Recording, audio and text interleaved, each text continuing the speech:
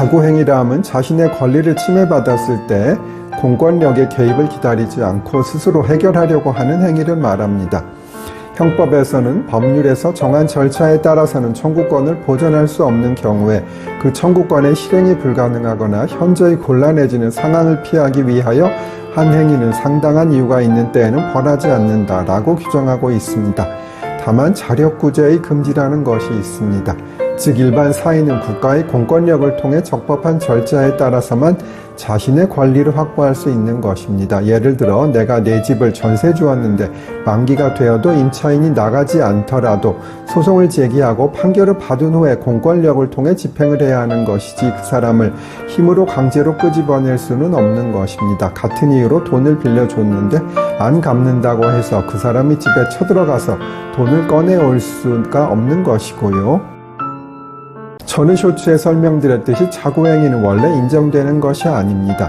다만 예를 들어 갑은 공항에서 우연히 을을 목격했는데 을은 갑에게 거금 10억 원을 빌려놓고 갚지 않고 도망다니는 중이었습니다. 원칙적으로는 갑은 민사 절차를 통해 자신의 돈을 되찾아야 하겠지만 만약 을이 출국을 하면 돈을 되찾는 것이 어렵기 때문에 을이 출국하려 하자 갑이 을의 멱살을 잡고 놓아주지 않아 을은 그 과정에서 상처를 입고 옷이 찢어졌으며 비행기를 놓치게 되더라도 갑의 위와 같은 행위가 자구행위로 위법성이 조각될 수도 있는 것입니다.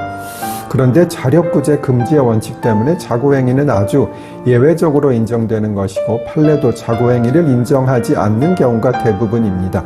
자구행위가 인정되지 않은 판례 몇 개 다음 쇼츠에서 설명드릴게요. 자구행위가 부정된 판례 설명드릴게요.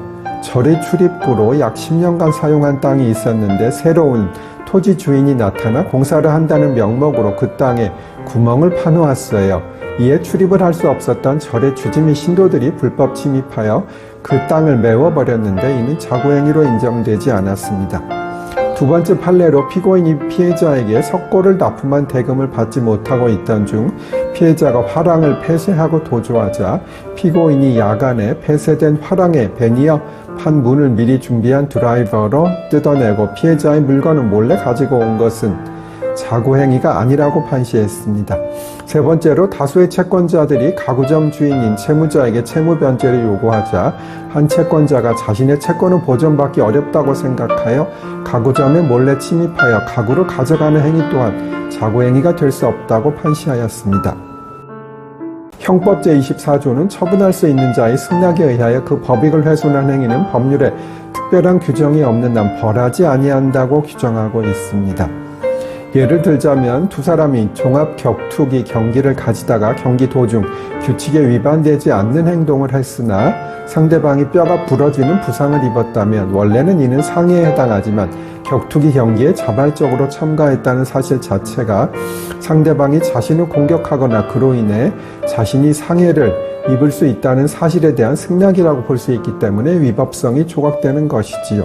물론 의도적으로 규칙을 어기거나 심판의 통제를 무시하고 상대방을 공격한다면 이는 승낙의 범위를 벗어났다고 볼 수 있기에 위법성이 조각되지 않는 것으로 볼 수 있겠지요. 그런데 만약 나를 죽일 것을 승낙한다면 승낙이 있기 때문에 죽인 사람이 죄가 되지 않을까요? 다음 쇼츠로 오세요. 전의 쇼츠에서 이어집니다. 만약 나를 죽일 것을 승낙한다면 승낙이 있기 때문에 죽인 사람이 죄가 되지 않을까요? 정답은 노입니다. 생명을 처분할 수 없는 것이라고 보기 때문이지요. 촉탁, 승낙, 살인죄가 있습니다. 예를 들어 제가 저를 죽여달라고 우리 회사의 정 과장에게 부탁을 해서 정 과장이 저를 죽였다면 피해자인 저의 승낙이 있어서 위법성이 조각되는 것이 아니라 그 직원은 촉탁, 승낙, 살인죄를 저지른 것이 되는 것이고요. 또 13세 미만의 미성년자와 관계를 했다면 미성년자가 승낙을 했더라도 미성년자 의제 강간죄가 성립하는 것이고 이것은 아주 무서운 죄가 되겠지요. 또 추정적 승낙이란 것이 있는데요. 실제로는 피해자의 승낙은 없었지만 여러 사정을 객관적으로 판단하면 승낙이 확실히 기대되는 경우를 말합니다. 다음 쇼츠에서 설명드릴게요.